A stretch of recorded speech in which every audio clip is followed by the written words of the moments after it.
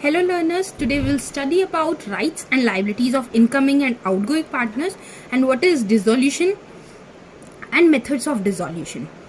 We'll start with rights and liabilities of incoming partner. सबसे पहले incoming partner. Incoming partner क्या होता है? जब ऑलरेडी दो पार्टनर्स पार्टनरशिप में हैं A और B और C उन्हें आकर ज्वाइन कर रहा है, C इनकमिंग पार्टनर है, यानी कि वो उनमें एडमिशन ले रहा है एज अ पार्टनर, तो वो कौन हो गया? हमारा इनकमिंग पार्टनर. क्या राइट्स और क्या लाइबिलिटीज होती है इनकमिंग पार्टनर की? Can't be held liable for act of firm before he join. मतलब जब वो ज्वाइन कर रहा है फर्म, उससे पहले के अगर कोई भी एक्ट करा है फर्म ने तो उसमें उसकी कोई भी लाइबिलिटी नहीं होती. ये उसका राइट है. And will be held liable for the act of firm after he join, यानी कि जब वो ज्वाइन कर चुका है उसके बाद अगर कोई फर्म ने लाइबिलिटी क्रिएट हुई है तो उसको उसके लिए पे करना पड़ेगा, उसके लिए वो लाइबल है, ये उसकी ड्यूटी है. is expected to abide by the condition of partnership and will have the same rights as other partner. मतलब उसे ये माना जाता है कि जो भी कंडीशन उनकी पार्टनरशिप डीड में लिखी है, पार्टनरशिप करते हुए जो भी कंडीशंस रखी गई हैं उसे वो पूरी फुलफिल करनी होंगी और जो बाकी पर्सन्स को राइट्स मिलते हैं सेम राइट्स उसके पास भी हैं. ये किसमें गिवन है? Section 30 subsection 2 of Indian partnership act 1932. होता है आउटगोइंग पार्टनर्स. इनकमिंग यानी कि जब न्यू पार्टनर एडमिट हो रहा है फर्म में, और आउटगोइंग पार्टनर जब एक पार्टनर रिटायर अपनी फर्म से छोड़ के जा रहा है. ये बहुत सारे केसेस में हो सकता है. रिटायरमेंट हो सकता है, एक्सपल्शन हो सकता है, इंसॉल्वेंसी हो सकती है या डेथ हो सकती है. रिटायरमेंट जब उसकी एज कंप्लीट हो जाए वो विलफुल रिटायरमेंट कर रहा है, section 32 subsection 2. On expulsion, expulsion वैसे तो पार्टनरशिप में नहीं होता. एक्सपल्शन का मतलब होता है मिलकर ज्यादा वोट होने से उसको रिमूव कर दिया गया पार्टनरशिप से.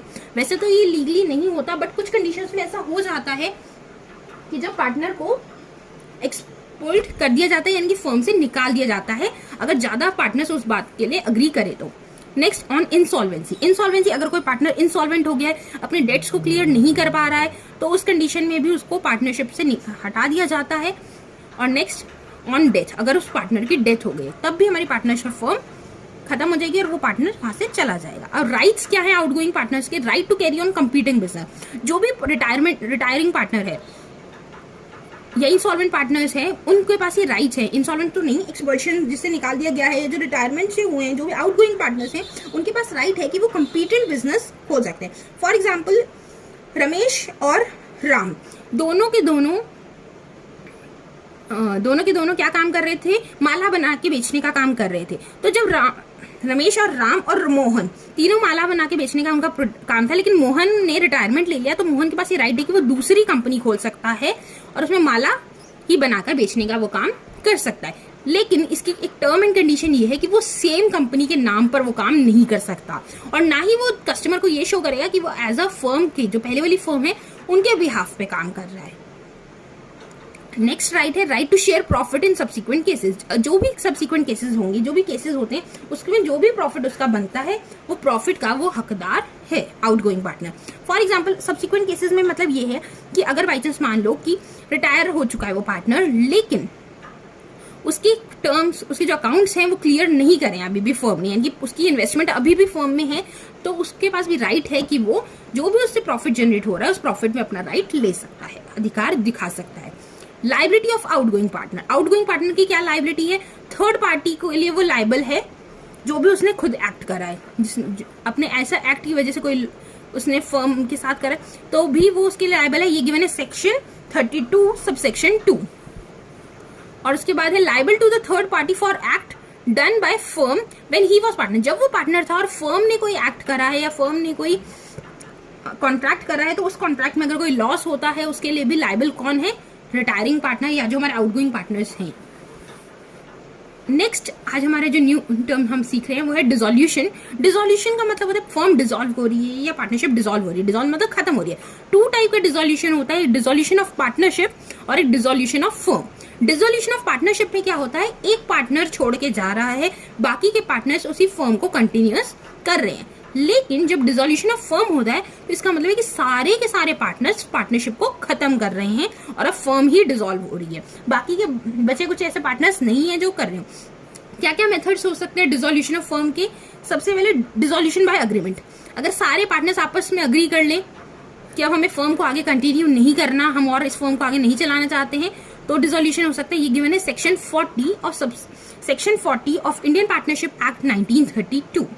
और उससे हो सकता है dissolution on happening of contingencies, कोई कंटिजेंसीज हो गई है, जैसे कि फिक्स्ड पीरियड कंटिजेंसी के लिए ही बनाए गए थे, फिक्स्ड पीरियड के लिए पार्टनरशिप थी कि हमने कहा था कि जो पार्टनरशिप होगी वो 3 साल के लिए होगी, तो जैसे ही 3 साल खत्म होंगे वो पार्टनरशिप एंड हो जाएगी।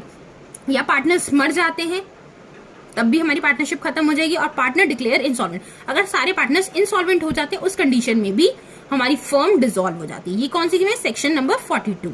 कंपलसरी डिसोल्यूशन, कुछ डिसोल्यूशन कंपलसरी होते हैं, ये गिवन है हमारे सेक्शन नंबर 41 में।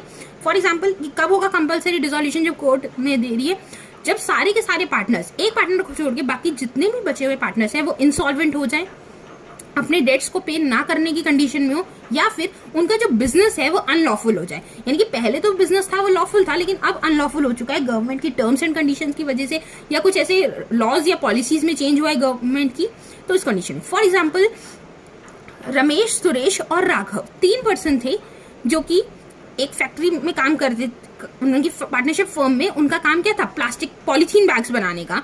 लेकिन न्यू ऑर्डर के अकॉर्डिंग आपको इन्वायरमेंट फ्रेंडली बैग्स बनाने थे, पॉलीथीन बैग्स का आप यूज नहीं कर सकते, तो जो उनकी पार्टनरशिप फर्म का जो काम होगा वो इलीगल माना गया। फॉर एग्जांपल गवर्नमेंट मना कर देती है आप पॉलीथीन बैग्स बैन ही है, कोई कंपनी उसे प्रोड्यूस नहीं करेगी, तो इस कंडीशन में क्या होगा? इनकी पार्टनरशिप फर्म डिसॉल्व हो जाएगी। क्यों?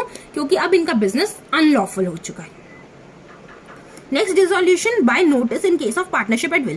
अगर पार्टनरशिप एट विल है तो एक कोई भी पार्टनर अपनी नोटिस देकर भी पार्टनरशिप को खत्म कर सकता है। And the last one is dissolution by court. अगर कोर्ट ऑर्डर करती है कि अब ये फर्म को डिसॉल्व करना है किसी भी कंडीशन की वजह से, तो भी हमारी फर्म डिसॉल्व हो जाती है।